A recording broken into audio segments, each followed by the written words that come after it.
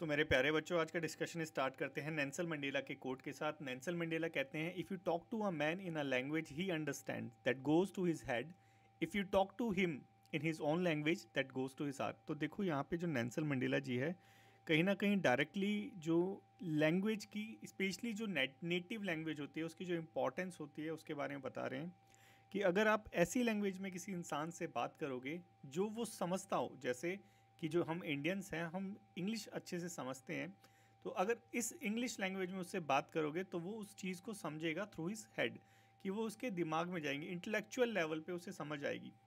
लेकिन अगर हमें हमसे हमारी नेटिव लैंग्वेज में बात करें, कि हिंदी जो हमारी नेटिव लैंग्वेज है, अगर उसमें हमसे बात करें तो वो सीधा हमारे हार्ट तक जाएगी, हमारे दिल तक जाएगी।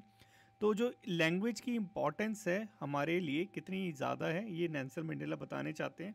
और यही जो कोट है बहुत ज़्यादा रिलेवेंट है हमारे आज के एडिटोरियल डिस्कशन के लिए।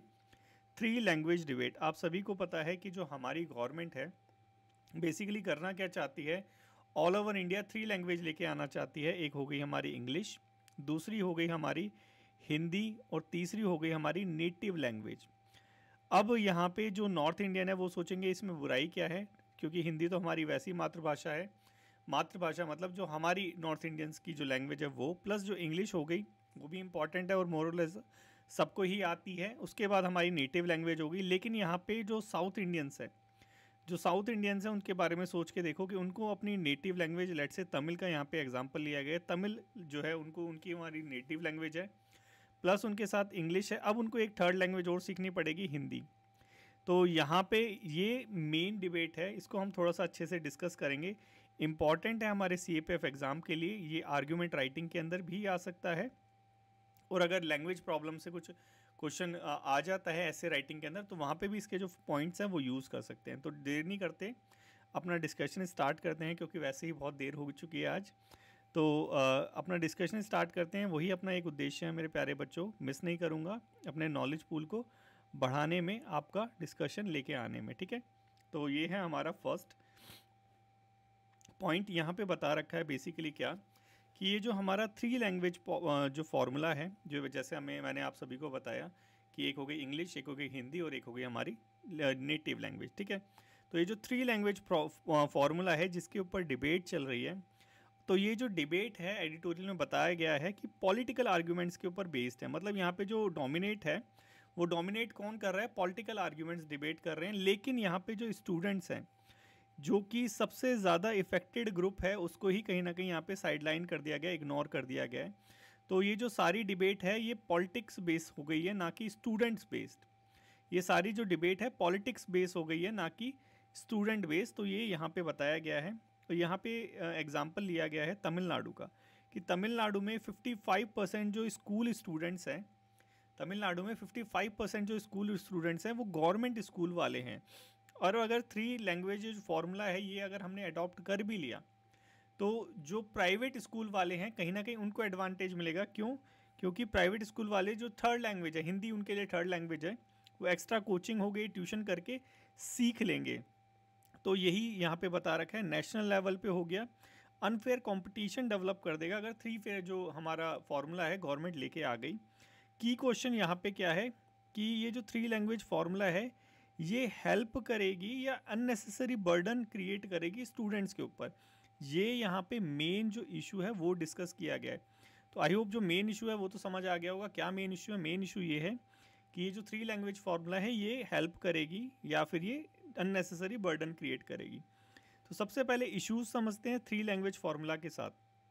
तो यहाँ पे बता रखा है कि जो हमारी न्यू एजुकेशन पॉलिसी आई है ये बेसिकली क्लेम करती है अगर थ्री लैंग्वेज फार्मूला हम लेके आ गए तो हमारी जो कॉग्निटिव एबिलिटी है वो बढ़ जाएगी, हमारी जो जॉब मोबिलिटी है वो बढ़ जाएगी, और नेशनल लेवल पे इंटीग्रेशन होगा क्योंकि सारे लोग एक जैसे लैंग्वेज बोलेंगे। तो कहीं ना कहीं यहाँ पे तो ये फ़ायदा ही दिखा रही है हमारी जो पॉलिसी है, नेशनल एजुकेशन पॉलिसी। लेकिन एडिटोरियल में बताया गया है कि भाई ये जो नेशनल एजुकेशन पॉलिसी बोल रही है कि कॉग्निटिव एबिलिटी बढ़ जाएगी, जॉब मोबिलिटी बढ़ जाएगी, कि वो जो नॉर्थ साउथ इंडियन है वो नॉर्थ इंडिया में आके जो है जॉब कर पाएंगे, या जो नॉर्थ इंडियन है वो साउथ इंडिया में जाके जॉब कर पाएंगे, वो तो वैसे भी करते हैं। तो ये जो जॉब मोबिलिटी है ये बढ़ जाएगी, इस चीज़ के बारे में बोल रखा है, नेशनल इंटीग्रेशन के बारे में बोल रखा है। लेकिन एज सच ये जो है ये ऐसा कोई रिसर्च बेस्ड इनका ओपिनियन नहीं है, ये सिर्फ एजम्पशन है ये सिर्फ सोच रहे हैं कि ऐसा हो जाएगा। और एजम्पशन बहुत प्रॉब्लमेटिक होता है, आप सभी को पता है, सोचते कुछ है हो कुछ जाता है। तो यही चीज़ यहाँ पे बता रखी है कि भाई रिसर्च बेस्ड होना चाहिए ये आइडिया, लेकिन ऐसा सच कोई स्ट्रॉन्ग रिसर्च सपोर्ट इस आइडिया के साथ है नहीं, 3 लैंग्वेज जो फॉर्मूला है उसके साथ। तो यहाँ पे बता रखा है क्या कि स्टडीज़ भी इस चीज़ को मानती है कि अगर जो मदर टंग है, जैसे नेल्सन मंडेला ने भी बोला था कि अगर जो जिस लैंग्वेज को तुम जानते हो उसमें बात करो तो वो दिमाग में जाती है, लेकिन जिस लैंग्वेज को तुम फील करते हो, जो तुम्हारी नेटिव लैंग्वेज, वो सीधा हार्ट में जाती है। तो यही चीज़ यहाँ पे भी बोल रखी है कि ये जो हमारी मदर टंग है ये हमारी लर्निंग के लिए, हमारा फाउंडेशन क्रिएट करने के लिए बहुत ज़्यादा एसेंशियल लैंग्वेज है, और कोई थर्ड लैंग्वेज जो है उसको लाने से पहले पहले इस लैंग्वेज पे ध्यान देना चाहिए। यही चीज़ एक यहाँ पे आर्ग्यूमेंट दे रखा है इसके अगेंस्ट में। दूसरा यहाँ पे बोल रखा है कि ये जो 21st सेंचुरी है, टेक्नोलॉजी का ज़माना है, और इस टेक्नोलॉजी के ज़माने में जो मल्टी लैंग्वेज प्रोफिशेंसी है कि हमें 10-20 तरह की लैंग्वेज आनी चाहिए, ये एज सच इतनी इंपॉर्टेंट है नहीं। क्यों? क्योंकि आप सभी को पता है गूगल ट्रांसलेटर हो गया या गूगल जेमिनाई हो गया, चैट जीपीटी हो गया, ये किसी भी लैंग्वेज को कन्वर्ट करके दे देते हैं। तो ये जो मल्टी लैंग्वेज प्रोफिशेंसी है इसकी ज़रूरत है नहीं। और इसके एग्जांपल तो मैं खुद ही आपको बता देता हूँ कि लेट्स से कि एक बार ऐसा हुआ था, लाइब्रेरी में एक जैपनीज़ आया था, तो मैंने उससे खुद बात करी थी गूगल, ये चैट, ये वाला अपना जो गूगल ट्रांसलेटर होता है उसके थ्रू। तो ये बात एकदम सच है, टेक्नोलॉजी के ज़माने में ये जो मल्टी प्रोफिशेंसी है इसकी ज़रूरत है नहीं, क्योंकि अगर मुझे जैपनीज़ नहीं आती तो मैं उससे बात कैसे करता। थैंक्स टू टेक्नोलॉजी मैंने उससे बात कर ली। तो यही सारी चीज़ यहाँ पे बता रखा है, और फ्यूचर में बता रखा है कि ये जो लैंग्वेज का बैरियर है, जो यहाँ पे जो नेशनल एजुकेशन पॉलिसी बोल रही है ना जॉब मोबिलिटी के बारे में, तो ये जो लैंग्वेज का बैरियर है ये आगे चल के डिक्रीज़ हो जाएगा, ये यहाँ पे बता रखा है। और बिल्कुल काफ़ी हद तक टेक्नोलॉजी इसको डिक्रीज़ कर भी रही है। बाकी यहाँ पे क्या चैलेंजेस बता रखे हैं, बाकी यहाँ पे चैलेंजेस बता रखे हैं पब्लिक एजुकेशन के अंदर। देखो आप सभी को पता है असर एक रिपोर्ट आती है 2024 की, इसने क्या हाईलाइट करा था, और आप सभी को पता होगा असर जो रिपोर्ट है वो हाईलाइट करती रहती है कि हमारे स्कूलों के क्या हाल आते हैं, कि जो 5th क्लास का बच्चा है 2nd क्लास के बच्चे की बुक पढ़नी नहीं आती। तो ये जो सारे हालात हैं, जो हमारे बच्चे हैं जिनको पता होगा कि इसके बेस में क्या है, फंडिंग नहीं आती पीछे से, तो यही सारी चीज़ यहाँ पे बता रखी है कि असर की जो रिपोर्ट है 2024 में, इसने हाईलाइट करा है कि भाई हमारे यहाँ पे क्या क्या सीरियस प्रॉब्लम्स है प्राइमरी एजुकेशन के अंदर। 88% जो क्लास 3rd के स्टूडेंट है जो तमिलनाडु पे हैं, उनमें बेसिक लिटरेसी स्किल नहीं है। क्या नहीं है? बेसिक लिटरेसी, पढ़ना नहीं आता 88% स्टूडेंट को 3rd क्लास के। और जो टॉप स्कोरिंग पब्लिक स्कूल्स भी हैं या जो कॉलेजेस हैं, वहाँ पे इंग्लिश मीडियम कोर्स के लिए वो कहीं ना कहीं स्ट्रगल कर रहे हैं। क्यों? क्योंकि फंडिंग नहीं है। यही सारी चीज़ यहाँ पे बता रखी है। तो स्कूल में यहाँ पे बता रखा है बेसिकली, हमारे एडिटोरियल के अंदर बहुत सही सजेशन भी है। ये क्या कि स्कूल को और हमारी गवर्नमेंट को, दोनों को, ठीक है, ये जो 3rd लैंग्वेज फार्मूला है इसकी जगह यहाँ पे जो टीचिंग क्वालिटी है, जो ऑलरेडी हमारे पास लैंग्वेज है उसके अंदर जो टीचिंग हो रही है उसकी क्वालिटी हो गई, क्रिटिकल थिंकिंग जो स्किल हो गई, उसको डेवलप करने पे ध्यान देना चाहिए इंस्टेड ऑफ कि 3rd लैंग्वेज लेके आनी चाहिए। क्योंकि जो फंडिंग है वो अभी करंट जो सिचुएशन है उसके लिए ही इनफ नहीं है, और जो करंट सिचुएशन है वो भी ऐसे इतनी अच्छी नहीं है कि जो करंटली लैंग्वेज चल रही है उसी में जो है प्रोफिशेंसी बहुत ज़्यादा अच्छी हो। वहाँ पे भी प्रोफिशेंसी अच्छी नहीं है क्योंकि टीचर की क्वालिटी अच्छी नहीं है। याद करो, या नहीं याद आ रहा तो गूगल पे, अपने यूट्यूब पे सर्च करो कि बिहार में एक कैमरामैन ने, बिहार में एक न्यूज़ रिपोर्टर ने जाके सरकारी स्कूल के अंदर जो है टीचर से फ्राइडे की स्पेलिंग पूछी। तो फ्राइडे की स्पेलिंग जो टीचर ने बताई वो एफ़ से चालू हुई और एफ़ पे ही ख़त्म हो गई, वो आगे बता ही नहीं पाई। और थर्सडे की स्पेलिंग बताना तो यूँ मान लो महाभारत था। तो ये कहीं ना कहीं बता रहा है कि टीचर की जो क्वालिटी है वो हमारे यहाँ पे बहुत लो है। तो ये थर्ड लैंग्वेज है, इसकी जगह हमें इन दो चीज़ों पे ध्यान देना चाहिए। ये हमारा एडिटोरियल हमें बताता है। इसके बाद यहाँ पे वही चीज़ बता रखी है, यही जो मैंने आपको बताई कि हमारे यहाँ पे फंड तो है नहीं, क्वालिफाइड टीचर्स, फंड नहीं है तो टीचर्स नहीं है। तो यही यहाँ पे बता रखा है कि 3rd लैंग्वेज के लिए हमारे यहाँ पे क्वालिफाइड टीचर्स नहीं है। तो ये कहीं ना कहीं एक मेजर चैलेंज क्रिएट करेगा, स्पेशली जैसे तमिलनाडु जैसे स्टेट्स हैं। यहाँ पे बता भी रखा है कि जो 80 से 90% जो फंड है, स्पेशली जो साउथ इंडिया के तमिलनाडु में, वो टीचर्स की सैलरी में खर्च हो जाता है।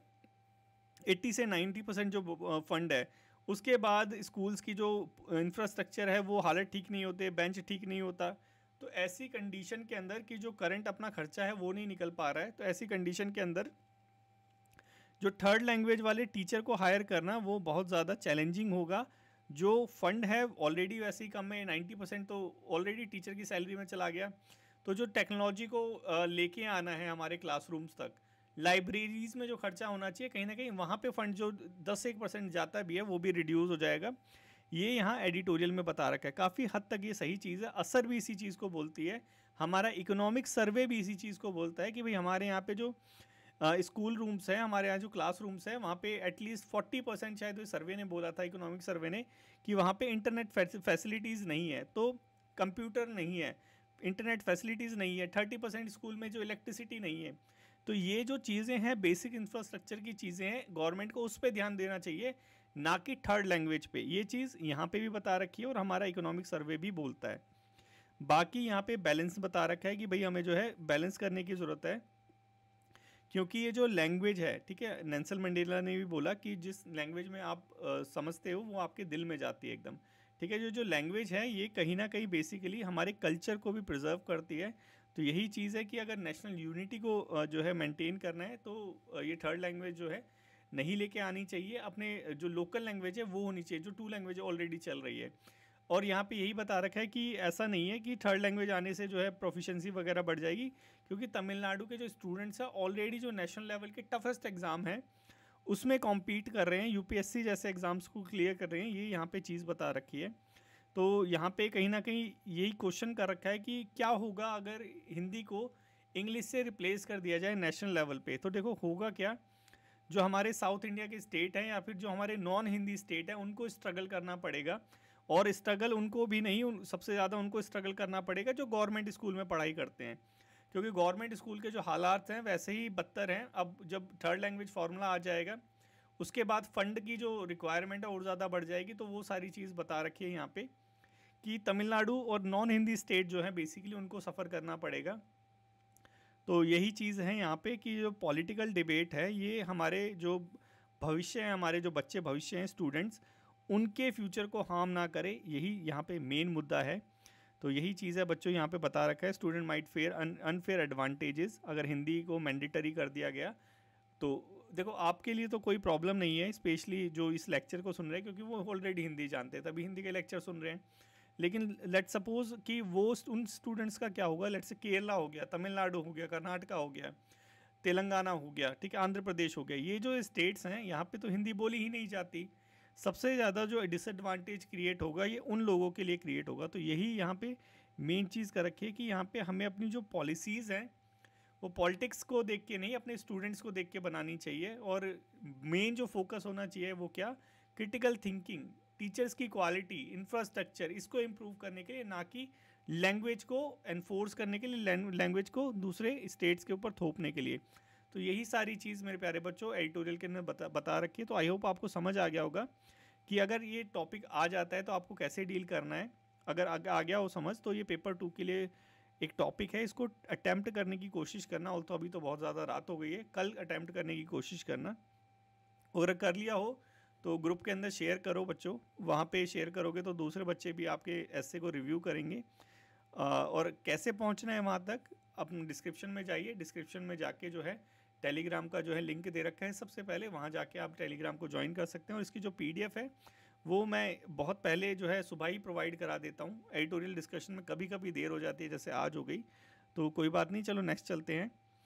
एयरनॉट प्लेटफॉर्म, देखो ये जो प्लेटफॉर्म है basically election commission of India है। आज न्यूज़पेपर के अंदर आया था कि हमारे यहाँ पे क्योंकि मैनुअलिंग जो है वो ये नंबर दिए जाते हैं, तो काफ़ी सारे ऐसे हो गए नंबर रिपीट हो गए हैं, ठीक है। तो उसके लिए एक सॉल्यूशन लेके आया एयरनॉट प्लेटफॉर्म। ये बेसिकली सेंट्रलाइज कर देगा सारे डेटा को।